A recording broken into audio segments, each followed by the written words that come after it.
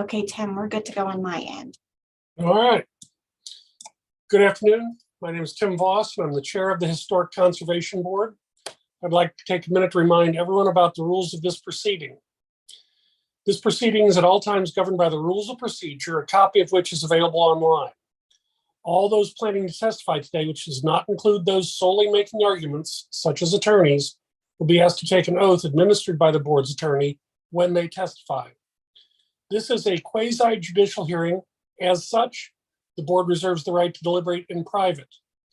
The Ohio Rules of Evidence do not apply to this hearing. However, professional rules of conduct do apply, and candor of the tribunal is required. The board members are citizen volunteers and are not paid for their service. They are treated as public officials under Ohio law, and any attempt to influence them, including but not limited to bribery, intimidation, retaliation, which may include contacting their employer, and an attempt to exert influence, is punishable as a crime. All should be aware that this meeting is being tape recorded. Therefore, please speak clearly into your microphone and state your name and address for the record. In the event of any technical difficulties with the video conferencing technology, I may continue or postpone this hearing at my discretion. All participants providing testimony must have both camera and audio features turned on in order to participate. With that, let's proceed to the first item. 1428 Vine Street, Mr. Owen. Thank you, Mr. Chair. This is an application for a certificate of appropriateness and zoning relief for 1428 to 1430 Vine Street in the Over the Rhine Historic District. The applicant is proposing the renovation of the building. The storefront was previously renovated and approved. However, the interior was not renovated at that time, nor the side or the rear elevation. So the current proposal is to renovate the building. It most recently held 8 residential units. The applicant is proposing 9 units on the site. The density exceeds the allowance on the site, so a density variance is required to allow a density of 1 unit per 400 square feet of lot area, short of the 1 unit per 500 square feet that is permitted. As far as the exterior changes to the building, it is primarily limited to window replacements on the elevations that had not yet been altered under the previous approvals. So on the screen, you can see on the front, the only changes that are being made are replacing the frieze windows at the top level of this portion of the building. And then the side windows and the rear windows throughout the rest of the building will also be replaced. So as far as the certificate of appropriateness goes, these changes would have been approvable at the staff level, if not for the zoning relief required. So since the zoning relief is required, the HCB may rule on the rest of the exterior changes as well. So as far as the density allowance, staff does feel that this is appropriate to allow the additional 1 unit in the building. This is placing it at 9 units, which is 1 above the existing legal nonconformity that is within the building currently. Staff does not feel that adding the 1 additional unit will create any adverse effects on the property, especially with a large parking lot located just to the rear and the side of the building. So with all that being said, staff does recommend that the board take the following actions based on the plans by ArcX Studio dated 8/9/2022. Approve the density variance to allow a total of 9 units on the property with a proposed density of 1 unit per 400 square feet of lot area in excess of the 1 unit per 500 square feet permitted. And staff recommends approval of the certificate of appropriateness for the proposed changes to 1428 to 1430 Vine Street, with the condition that the building permit must be issued within 2 years or the COA shall expire. Thank you. I have 3 people signed up as applicants who will be speaking on behalf of the applicant. Katie Connor with ArcX Studio. I'm sorry, what was your name? Katie Connor with Got it. ArcX. And All right, Ernie Palmer of ArcX Studio, also 1618 Vine Street, address for both of us. Thank you. What would you like to add that Mr. Owen has not told us? I think Mr. Owens has covered everything that needed to be covered. Thank you, Mr. Owens. All right. I also have Anthony Gutsley signed up. Yeah, Anthony Gutzley here just to answer any questions directed towards the owner, if there are any. Okay. Questions from the board for staff or the applicants? Absent that, I will entertain a motion.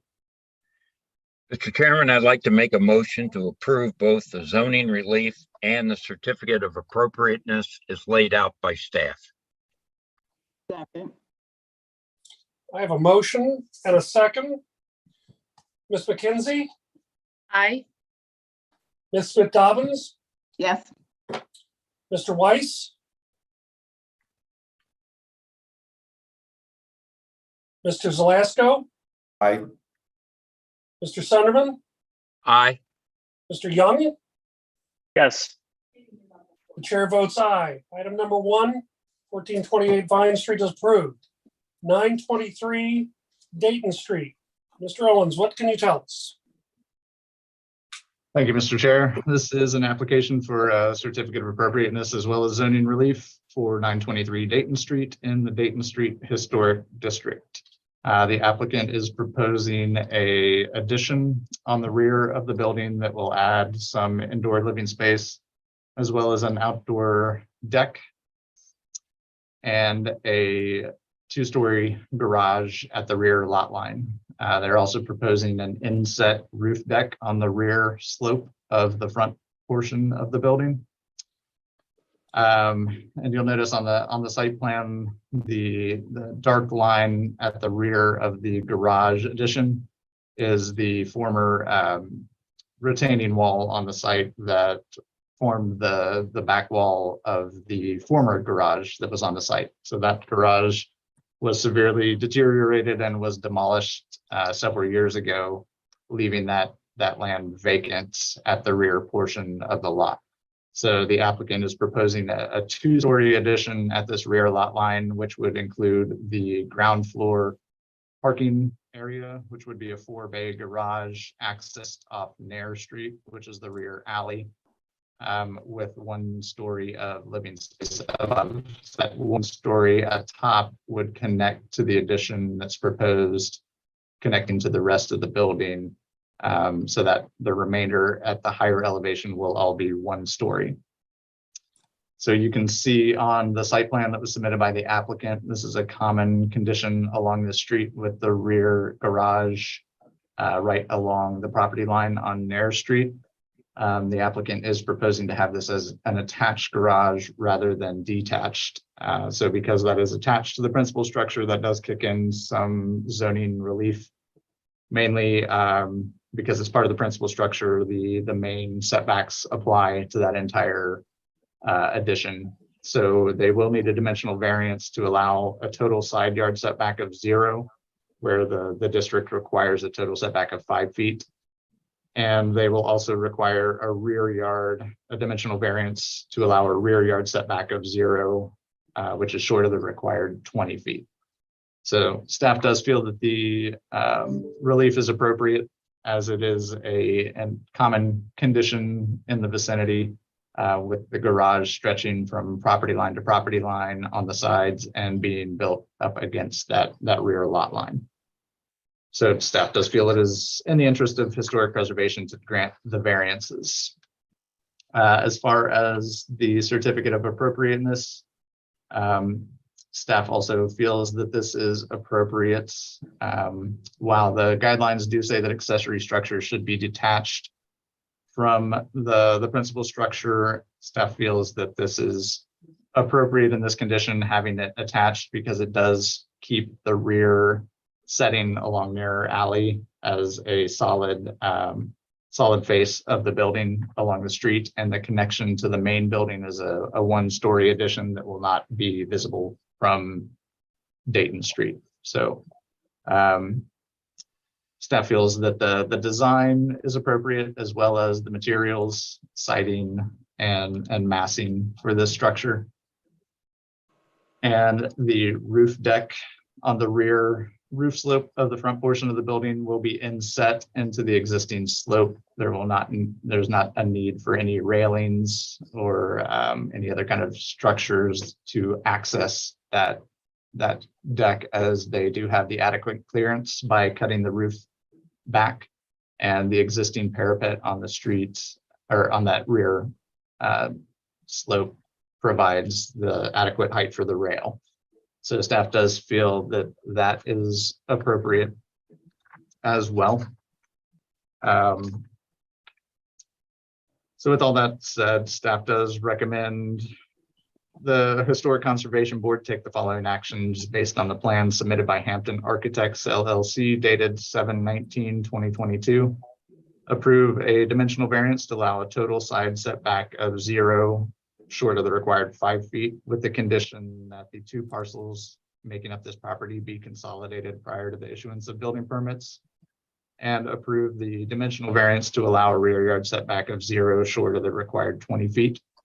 And staff also recommends approval of the COA for 923 Dayton Street, including any revisions submitted for permit subject to staff review and approval, with the condition that the building permits must be issued within 2 years of the decision date, or the COA shall expire. Thank you, Mr. Owen. All right, we have 2 people signed up for this, Mr. Hampton, Mr. Patrick. Mr. Hampton, are you speaking on behalf of the applicant? Yes, sir. Stephen Hampton, the architect, 110 East McMicken. I don't really have anything to add to Mr. Owen's report there. Okay, Mr. Patrick, do you have anything to add? I do not. Okay. Questions, comments from the board for staff or the applicant? I do have a question, Mr. Chairman. Mr. Owen, if that was an accessory structure, does the 20-foot setback still apply? Or is that kicked in because it's part of the primary? All right, that 20 feet kicks in because it's part of the principal structure. If it were a separate accessory structure, they would still need relief, but it's only 3 feet on the rear and both sides. Okay, thank you. I'm good. Other questions or comments? Then I will entertain a motion. Mr. Chairman, I'd like to make a motion to approve both the zoning relief and the certificate of appropriateness as laid out by staff. Thank you. Do we have a second? Second. I'd second that. Okay. Ms. McKenzie, Aye. Ms. Smith Dobbins, Yes. Mr. Zelasco, Aye. Mr. Sunderman, Aye. Mr. Young, Aye. the chair votes aye. Item number 2, 923 Dayton Street is approved. This brings us to item number 3, 1601 Blue Rock Street. Mr. Owen? Thank you, Mr. Chair. This is an application for a certificate of appropriateness and zoning relief for 1601 Blue Rock Street in the North Side NBD Historic District. It is an application for new infill construction on the site, as well as the rehabilitation of the 2 existing buildings on the site. So right now, this property currently consists of 3 separate parcels, as well as a strip of right-of-way through the center. And the applicant is proposing to gain control of that strip of right-of-way and consolidate all of the parcels into one. So it would be 1 single parcel with 3 separate buildings on the site. And so this configuration does kick in some variances based on that configuration. And the other unique thing to mention about this site is that only the front corner of the site is located within the actual historic district boundaries. So typically, when we see a similar condition that a parcel is not entirely included within the boundaries, we do typically apply that the conservation guidelines across the entire site, since it is since a portion of that parcel is within the district. So that being said, regarding the zoning relief for the property, a numerical variance is required to allow the 3 principal structures on the site. Zoning code only allows 1 principal structure per parcel. So because this is proposed to be consolidated with the 3 buildings on site, that is zoning relief is required for that. The other condition that's related to the lot configuration is related to the parking location. Because these are consolidated, will be consolidated, the building is technically double frontage with frontage on both Hamilton and Apple Street on the east and the west respectively. So because it is a through lot with frontage on 2 streets, then it is double frontage. So basically the front yard requirements apply to both the Hamilton side as well as the Apple Street side. So while the applicants are treating the Apple Street side more as the rear, it is technically a front yard. So the parking lot in that southwest corner of the site is technically within the front yard setback requirement for the district. So they do need a special exception to allow parking in that area. They are also applying for a density variance. The ML district allows residential units at a rate of 1 unit per 2,000 square feet of lot area, which would allow a maximum of 24 units. The applicant is proposing 52 units, so a numerical variance of 28 is required. Parking relief is also required with 52 units, 52 spaces would be required. The applicant is proposing 32 spaces, so a parking variance, numerical variance for parking of 20 spaces is required. And then finally, being in a manufacturing limited district, it does abut a Parks and Recreation district on the north, as well as a CCP district on the south. So buffer yards are required in those situations. They are not providing the buffer in this situation, so special exceptions are required to eliminate the buffer requirements for both of those boundaries. So I've discussed basically the lot configuration being the primary driver of the numerical variance for the number of principal structures, as well as the parking location. Regarding the buffer yards, staff feels it's appropriate to waive the buffer requirements in these locations because the intent of those buffer yards is to protect the residential areas or commercial areas from more intense land uses that are commonly found in manufacturing districts, with the applicant proposing a residential only development on this site. Staff feels that the buffer yards should not be required in this instance because the use that's proposed on the site will not have the adverse impacts that would typically be found in a manufacturing district. And there are residential uses on the south in that CCP district, and with the park on the north, staff doesn't feel that buffering is required or even appropriate in this circumstance. Regarding the density variance, we are recommending approval of the increase in density. Again, there is a discrepancy between the manufacturing limited district that the property is located in and the surrounding zoning districts. With the ML having the 1 unit per 2,000 square feet of lot area, it creates a low density site. And the applicant is proposing a density that is more in line with the surrounding development. Specifically, the development to the south in the CCP district would allow 1 space per 700 square feet for new construction, or 1 for 500 for existing buildings, which would allow for a density of 78 units, whereas the applicant is proposing 52 units. So staff does feel that density increase on this site being below what would be permitted in the CCP is appropriate and is in the best interest of the north side neighborhood by creating that additional density. The parking variance for the request to waive 20 of the required 52 parking spaces, staff also feels that this is appropriate in this instance. the parking lot that's on the north side of the site between building A and building C is an existing parking lot that will be enhanced with additional landscaping to help screen it from Blue Rock Street. The parking lot on the south is a new parking lot technically, but all of this area where building B is occupying is currently a gravel lot that is often used for parking. So by providing parking in basically all the areas where they have the ability to do so on the site, they are coming up with that 32 parking space number. The only way to gain the additional spots would be to either demolish the existing buildings on site,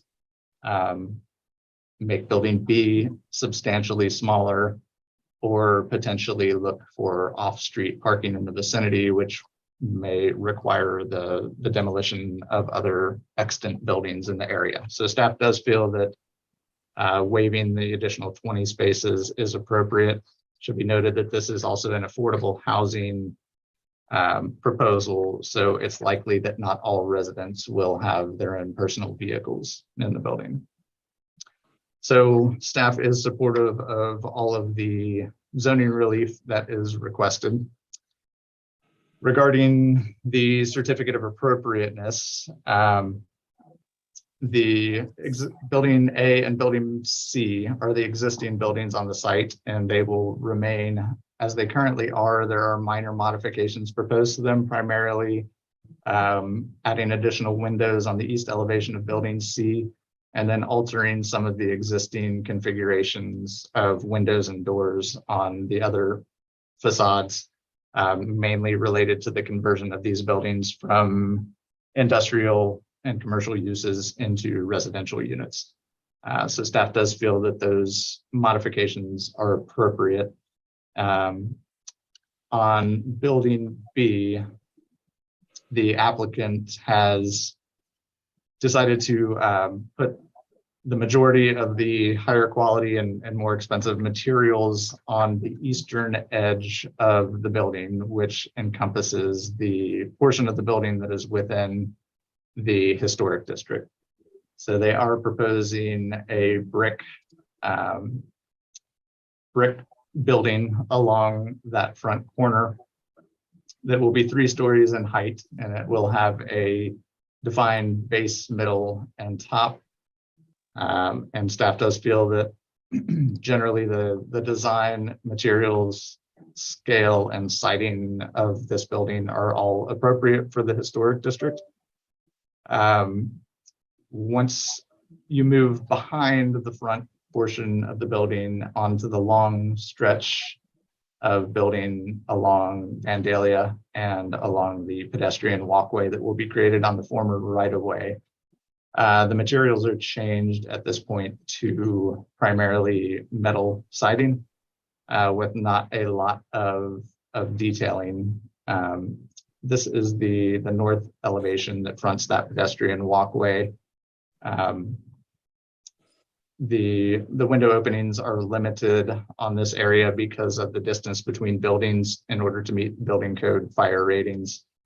On the south elevation, there are more window openings, and also the base of the building, the first 1.5 stories or so, are clad in brick before transitioning to that metal siding material on the upper levels. So staff does have concerns with the rear portion of this building, as we do not feel that it meets the historic conservation guidelines. However, that being said, because this portion of the building is outside that historic district boundary, and because it is largely screened from view from both the historic district as well as the other right-of-ways along the development, staff does feel that that is generally appropriate for the building, providing that screening with the higher quality materials along that front corner, as well as sort of tucking the rest of that building with the metal siding behind those existing buildings that will be renovated. along Blue Rock, it does largely screen that rear block of the building from view. So while we would not necessarily be comfortable approving this building if it were entirely within a historic district or had higher visibility from the district boundaries, in this case, we do feel that it is generally appropriate as it is outside the boundary of the district and it is largely screened from view. So that being said, staff does recommend the Historic Conservation Board take the following actions based on plans by New Republic Architecture dated 8/30/22. Recommend approval of the numerical variance for 3 principal structures on a site with the condition that all parcels be consolidated prior to the issuance of building permits. We recommend approval of the numerical variance of 28 for the proposed density of 52 units. Recommend approval of the numerical variance of 20 for the proposed 32 parking spaces short of the required 52. Recommend approval of the special exception to eliminate the required type D buffer yard along the northern frontage of Blue Rock. And recommend approval of the special exception to eliminate the type A buffer yard adjacent to the CCP district. And also, finally, we recommend approval of the special exception for parking within 3 feet of Apple Street with the condition we would like to see landscaping provided along the southern boundary of the parking lot adjacent to Vandalia Street. And that is this area on the screen here, which we would want some better screening for these vehicles that are facing the buildings across the street.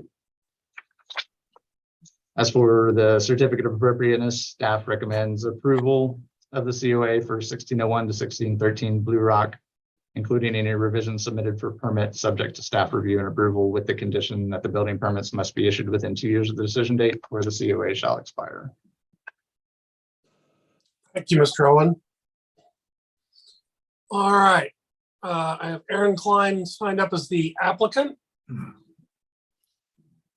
Or- Yes, Erin Klein with New Republic Architecture, 1936 Race Street. Doug covered things very well.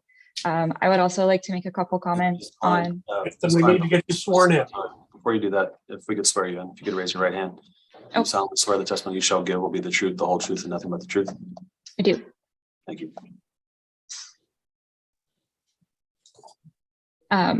Go ahead. Okay, thank you. Doug did a great job of walking through the project and its parameters. I wanted to make a couple more comments on the materials selected and chosen. Due to the narrowness of Vandalia Street and also that courtyard pedestrian path that we're creating between the existing building A and the new building B, the material selections have been very deliberate in a way to create texture and a pedestrian scale, because that is mostly how that new construction is going to be viewed, is from a pedestrian level rather than a vehicular. So trying to use the length of the building to create visual interest and a more human scale was something that we were working towards within the design of the building, as well as trying to focus the more traditional masonry materials within the historic district itself. Okay. Anything else? I believe our ownership would like to discuss some further points. We have Ashley Finke signed up. Yes, thank you. Ms. Finke, is there anyone else on the applicant ownership team that would like to testify in support of this here today that's on the call? Tim, do you want to? No, okay, just me, I Okay. guess. Okay, I was just going to swear them in collectively, but do you solemnly swear the testimony you shall give will be the truth, the whole truth, and nothing but the truth? I do. Okay, go ahead. Thank you. I just wanted to speak. Doug did a great job covering pretty much everything, but I just wanted to speak also on our community participation on this project. I think you will have noticed we had 2 support letters in the packet from the Northside Neighborhood Community Council. We've also met with the Business Alliance and had numerous 2 different design sessions And actually originally we're planning to demolish one of the non-historic but old buildings on the site. It's not in the district. And through community participation and desire to save that building, along with a strong desire to see less parking on the site, this is the design that we came up with. So there's been a lot of community participation. And we feel like we've met many of the goals of the community, both for accessibility, which that longer building is necessary because it's all served by one elevator, which allows us to get more accessibility on the site, which was very, because we can't achieve it really on the upper floors of the historic buildings. So that allows us to get the accessibility that the neighborhood very much wanted, along with saving the two not certified historic, but obviously old and important to the neighborhood fabric. So we feel like we've met as many of the goals of the community and of all the different codes, and this was kind of the best design that we've put forward. Thank you. All right. Tim Westrich. Do I need to be sworn in? Yes, please. If you intend on providing testimony. Oh, I did sign up, but I think Ashley Aaron did a great job, and I have no further things to say. I'm with the co-developer Urban Sites. Okay. We also have Jose Ortega. Mr. Ortega, could you take yourself off mute? I don't need to say anything today. Thank you very much. Okay. Cassandra, that's everybody I show as having signed up and checked in. Is that correct?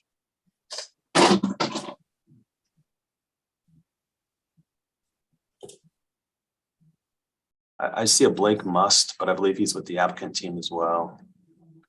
I'm with Urban Sites, but I have no further comments. Thank you.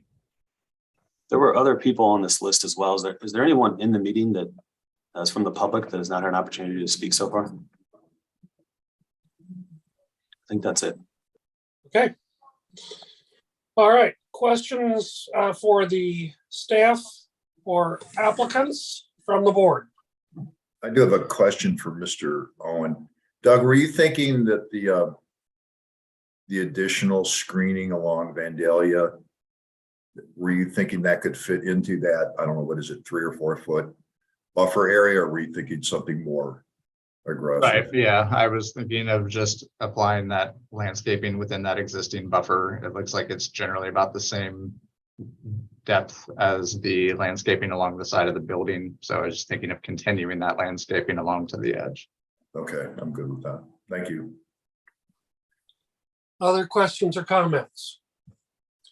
More of a comment than a question per se. You know, when I was first reviewing this application, it seemed like an awful lot of zoning relief and an awful lot of special conditions or exceptions rather. And but reading through the report and looking at the difficulty of the site that they had in play and the goals of the development got me to the point of being comfortable with the application. Thank you. Well, Mr. Owen, I guess my major hesitation here, and I appreciate the difficulty of the site, but I want to understand it's the staff's position that the guidelines apply to the portion of the building that is within the district, and that the balance of the building has some greater latitude. Is that staff's position? Yes, so that's accurate. That is also law's position. Okay. That there's some ambiguity in the code as to whether the portions of the building outside of the district are actually subject to the COA review and the historic guidelines. And so typically in those situations, you err on the side of the property owner. I appreciate that. I think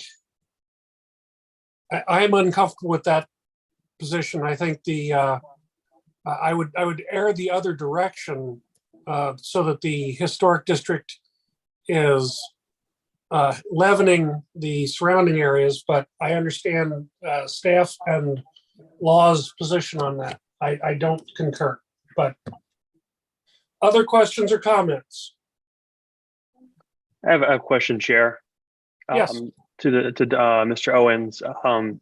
It's in the staff report, you talk about the North Side plan from 2014 recommended this site be rezoned to CC-P, and just was wondering, was there any effort from the city to do that over the subsequent 8 years since the plan's adoption?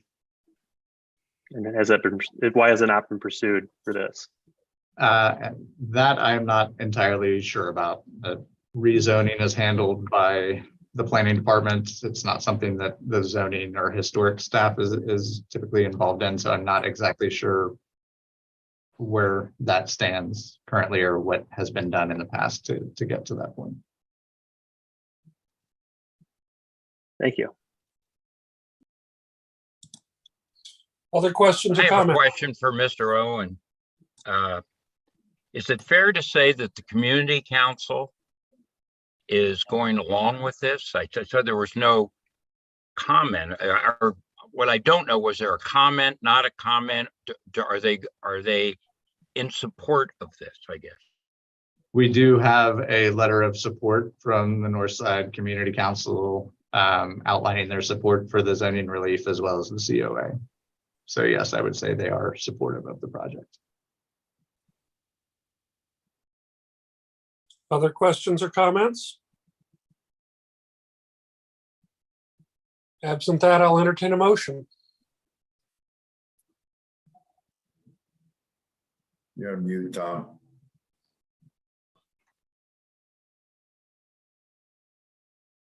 Chairman, I'll make a motion that we approve the zoning relief as laid out by staff, including their recommendation for additional landscape in the one area, as well as approving the certificate of appropriateness as laid out by staff. Second. I have a motion and a second.